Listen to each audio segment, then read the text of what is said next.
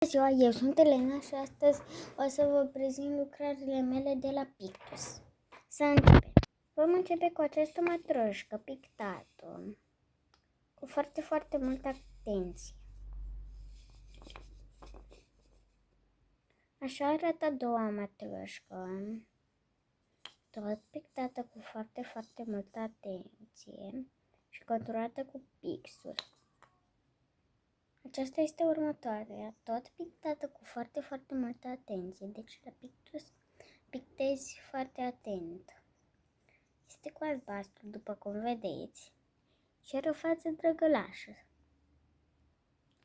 Aceasta este o penultimă matroșcă. Are o față drăgălașă, are o floare pictată și conturat cu negru. Iar acesta este ultima.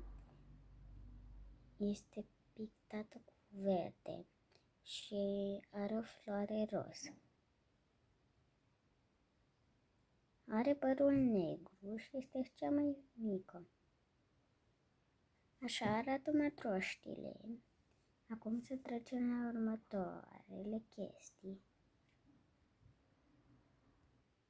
Acum avem o față, această oglindă care chiar merge să te uiți în ea.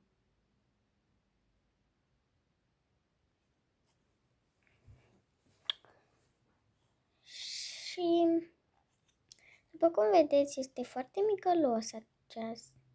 Este foarte micăloasă și dacă sunteți pasionați, puteți să veniți chiar acum la Pictus.